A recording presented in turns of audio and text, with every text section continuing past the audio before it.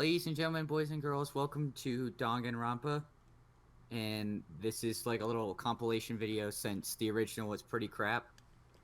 This is the first through fourth videos, you know? Yeah, we kind of took the best parts of the videos, or like the important parts that we wanted to talk about before jumping straight into episode 5. And we're kind of making a compilation of that, so we can talk about the individual bits of it. Yeah, that way people with OCD and who can't handle that mic, that includes me, don't have to suffer through 2 hours of content for it. Yeah, exactly. So, Danganronpa, right?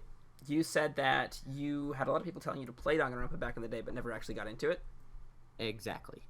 So, yeah, so that's exciting. Me, personally, I've played all of the games and have really enjoyed all of the games. So I'm very excited for Jay to get into them. And I'm just excited in general. How we've decided to set this little compilation up is we're going to, have it be kind of a clip show. We're going to show a clip from one of the pieces of footage. I apologize for the bad mic. I've tried to pick more audible moments. And then we kind of talk about what we saw in that clip so that we can kind of, compile the first 4 episodes down into one video. Anyways, here's the first clip, the opening cutscene of the game, and you can hear some of Jay's reactions during it, and we'll talk about it in depth right after this. It's just a plain old happy visual novel. There's a bear.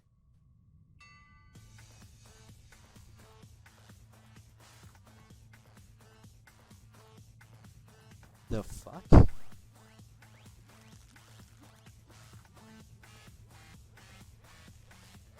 kind of sadistic shit is this?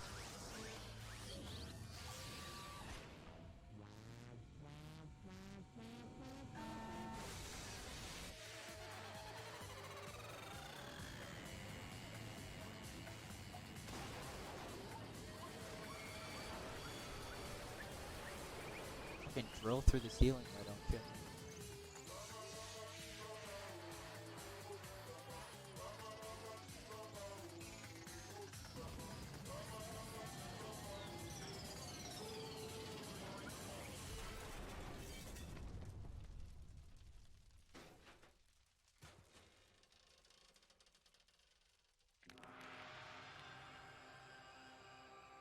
Well, fuck.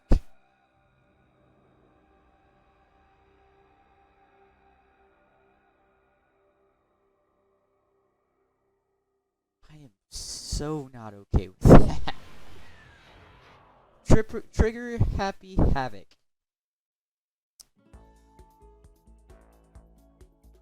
Go ahead and The read fuck this. was that? It's a visual novel. What the Okay, hell? Opening cutscene kind of fucked, to be honest. You witness this teddy bear literally blow this human being sky high and come back to the ground. Very little science behind it, you know. I think Because, a little higher than Sky High. well, you know what I mean. Sends him to the moon and back. To the moon. Yep. And there's literally zero science behind it because somehow his skin burns off. There's no ashes. There's no nothing. It's just a skeleton. And somehow, even though the rocket came back down, upside down, his skull was still on top. Which made so much sense. You know how it makes so much sense, you know? Oh, of course. But yeah, that opening cutscene kind of a nice teaser into Monokuma's character. And into... Literally saying what the fuck for 2 minutes during that Oh, cutscene. Yeah. Which is great. It's what it's supposed to do. So I guess it succeeded. Anyways, here's the second clip. We're gonna kind of introduce Makoto now, so we'll talk about him. Before we go any farther, I guess I should introduce myself. My name's Makoto Naegi. So that's Makoto. He's pretty cool. I like him. Very gullible and average as fuck. Extraordinarily average. You know, because he's the ultimate average student because that's Lucky. what I'm gonna say. Okay, ultimate lucky student though. You know what I mean. I said ultimate average because no one's that average. That's fair. But yeah, Makoto's our main character of this game, and he's interesting. I like him. Mm-hmm. Third clip is when Makoto first entered the school. Wait a minute. What's the next clip gonna do? You'll find out. He's gonna get jumped, isn't he? Not quite. I'll just say that. Whoa, this is why I don't do drugs, man. What the? Yeah, my thoughts exactly. The instant I took that first step forward, my view became warped, twisted. So Makoto enters the school. He's about to start walking around, gets literally drugged in the middle of the hallway. Wakes up in a classroom, you know. And yeah, this is like the first time I've been fictionally drugged, you know. Very weird. Yeah. It's also worth noting that like the dialogue boxes changed from like traditional visual novel to the Danganronpa style to kind of be like, yeah, this isn't a visual novel. We tricked you. You know, type thing. But yeah, that's Danganronpa for you. All right. So now we're gonna do a little bit where we're gonna talk about the character introductions. So we're gonna kind of show just the brief character introduction of each character. Then Jay's gonna talk about what his first impressions of these characters are. So start off with Hifumi Yamada. I am Hifumi Yamada. But if you want to call me by my nickname, The Alpha and the Omega! I don't mind. Yeah. So I did do the perfect voice for this one. So Hifumi, very interesting character, Dojin / fanfic creator, ultimate. You know, I do not want to ever see any of his work in my entire life. My eyes are virgins. Oh boy. Hifumi Yamada, yeah, he's a fun guy. The next character we're going to talk about a little bit is Kiyotaka Ishimaru. Taka for short. I'm Kiyotaka Ishimaru. I believe in bold simplicity. Let's work together on our educational crusade. Oh my god. My voice is perfect. Yeah, it is. Taka's a very interesting character, that's for sure. I definitely hated him off the bat. If you watch the original recording, literally, like, right after his introduction in bed, I was just like, I fucking hate this guy, but I've really grown to like him at this point. Mm-hmm. Just for reference, we're recording this after the first class trial. Yes. Alright, and then next character we want to talk about a little bit is Leon Kawada. Yo, the name's Leon Kawada. What's up? Okay, I can do that voice. Definitely had a good opinion of him right off the bat. Really liked his character. I guess I kind of relate to him a bit because I sing and play guitar and stuff, so... Mm-hmm. That's fair. That was my dream for a while. Our next character that we want to talk about a little bit is Toko Fukawa. Not that you'll remember my name anyway, but I'm Toko Fukawa. Toko's definitely a bitch. Like, but that's very clear from the beginning. Because, like, she's, like, thinking that you're thinking she's ugly and stuff, you know? And it's like, why? Yeah, she's got a cartoonishly large inferiority complex. Yeah, it's definitely, like, you can tell. Yeah. Then our next character we want to talk about a little bit is Sayaka Maizono. I look forward to getting to know you. Ultimate Pops and... Wait. Oh. Definitely like her. And liked her a lot, you know? Yeah, that one I did notice you liked her off the bat, and as we spent a lot of time with her in these first 4 episodes, She's amazing. came to love her, yeah. Our next character we're going to talk about real quick is Junko Enoshima. Hi, I'm Junko Enoshima. Charmed, I'm sure. Oh god, I'm so excited to voice this ultimate fashionista. Junko's pretty cool. I really like her a lot. Ultimate Valley Girl / fashionista. Have fun doing her voice, you said. Oh yeah, I definitely love the voice. Mm-hmm. Next up would be Mondo Owada. Name's Mondo Owada. Nice to fucking meet you. That's Bond.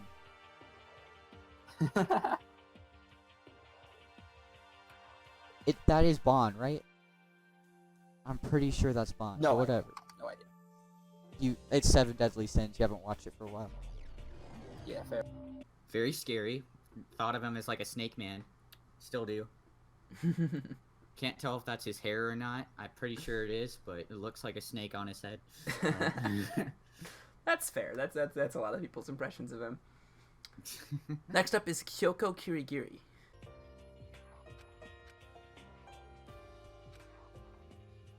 Can I ask your name? My name is Kyoko Kirigiri. Kirigiri. That's a cool name. I like Japanese names. They're my favorite. Ultimate, huh? Kyoko is very cut off and dry, but I think there's going to be a lot of growth. Mm-hmm. She's very quiet, at least for now. Mm-hmm. Next up, we're going to talk about Chihiro Fujisaki. Hello, nice to meet you. I'm Chihiro. Fujisaki. I like the last names the best. Ultimate programmer. Chihiro is very scared. Like she seems to have a lot of anxiety off the bat, thinking that you're mad at her whenever really whenever you're just chilling, you know? She comes off as like the most helpless character thus far, doesn't she? Oh yeah, I agree, 100%. Mm-hmm. Because she's just scared of everything. Yeah, she's so adorable and cute and like I don't want her. Very sad. Yeah. You don't want anything bad happening to her. Yeah. Next up, we have Aoi Asahina. Heya! I'm Aoi Asahina, but my friends just call me Hina. Sup? She seems very confident. Oh, Hina's great. Ultimate swimming. Hina is a very interesting one as well because she seems very confident in everything off the bat, but you don't really seem to know very much. Like she doesn't give too much away, if that makes sense. Yeah, she's one of those like, calm and interesting characters, very confident, but also weirdly doesn't talk about herself very much, at least so far. Exactly. You haven't spent any free time with her or anything, but True. Next up we have Celestia Ludenberg. I do not think we have been introduced. I am Celestia Ludenberg. Why, hello there, German person.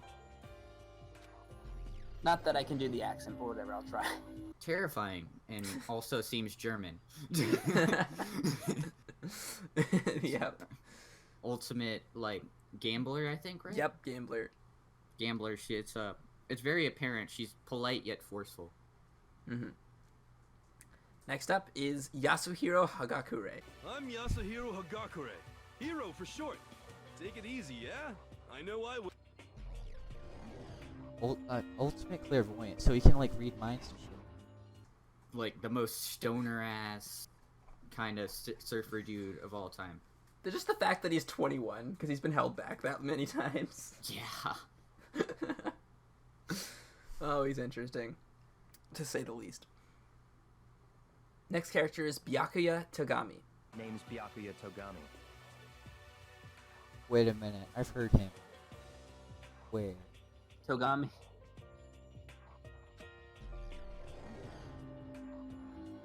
Ultimate affluent program. Playfully nicknamed the ultimate asshole by us. He's again, one of those characters that doesn't really say much. He's just down to business and wants to get out. Yeah. He seems like he's taking a very logical approach to all this, and Exactly. logic dictates not to trust anyone. It's very hard to tell, like, how he's able to keep his calm so well. Yeah, that's very true. Next up is Sakura Ogami. I am Sakura Ogami. Is that a girl?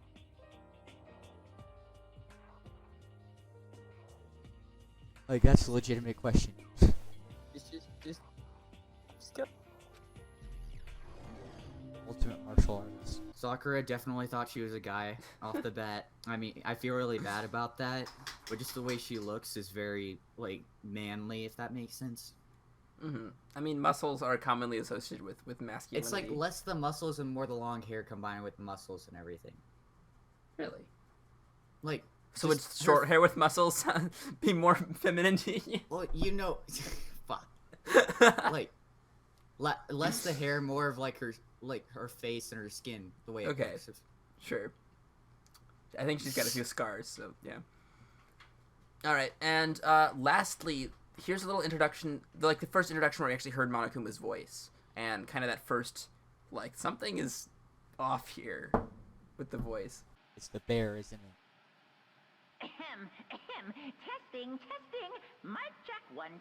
This is a test of the school broadcast system. Am I on? Can everyone hear me? Okay, well then. The voice seemed totally out of place. It was so playful, so completely unconcerned. I couldn't help but feel a little unnerving. Would feel a deep, unnerving dread at the sound of it. It was like hearing someone laugh at the scene of an accident. To all incoming students, I would like to begin the entrance ceremony at right now. Please make your way to the gymnasium at your earliest convenience. That's all. I'll be waiting. Fucking bear.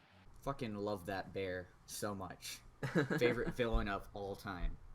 In any, like, anime-esque kind of thing. I fucking love everything about Monokuma. He's amazing. I just love his voice and the way he looks, the way he acts is amazing. Yeah. Yep, that sounds about right. Next bit, we have a clip where we first learn what the graduation clause is. What Monokuma wants the students to do in order to get out.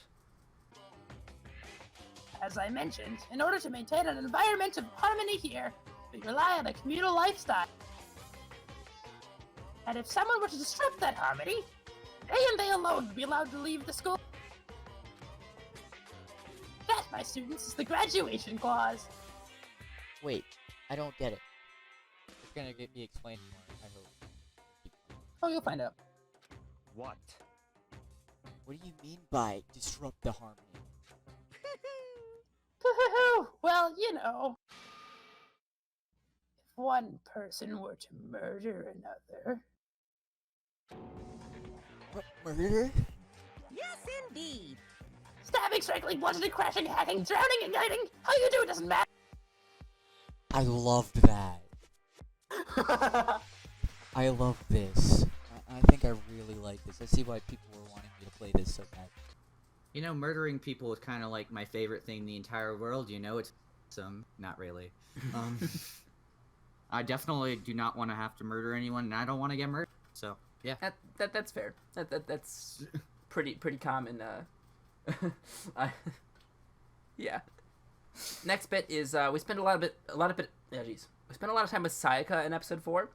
So there's a couple clips we want to show of getting to know Sayaka. First up being, Sayaka talking to Makoto about them knowing each other before. Makoto, did you happen to go to Black Root Junior High? Were you maybe in class 2? Yeah, actually I was.